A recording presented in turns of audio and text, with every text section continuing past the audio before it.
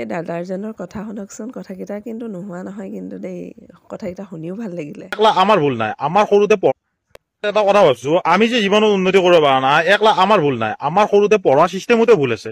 কাৰণ চাইনাত যেতিয়া সৰু ছোৱালীগিলে এডমিশ্যন দিয়ে, এডমিশ্যন দিয়াৰ লগে লগে স্কুলত সিহঁতক স্কুল ড্ৰাইভাৰ দিব, গাড়ী ভাল কৰিব দিব, কেইটামানক মোবাইল বনাব দিব, কেইটামানক কেলকুলেটাৰ বনাব দিব।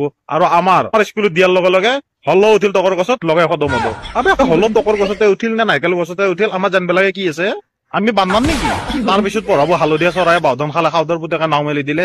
হালধীয়া চৰাইহে বাওধান খায়, বেলেগ চৰাই নাখায়ে। আৰু খাউদৰ পুতেকে নাও লৈ গেল বা ই ৰিক্সা লৈ গেল, আমি জানি পেলাই কৰিম। অকণে আনা অমিতা, আমি নাই আনা আম। বা অকণৰ ঘৰ অসমত, সি অমিতাই আনিব লাগব। তাৰ ঘৰত যদি কাশ্মীৰত হল হয়, তেতিয়াহ'লে সি আপেল আনিলে হয়। আৰু কিবা কাৰণত যদি পাঠশালা স্কুলখন পাছ কৰি পেলাই হাইস্কুল পালি, সেইবাৰ মোগল আৰু বাবৰ যুঁজ আৰম্ভ হ'ল আৰু।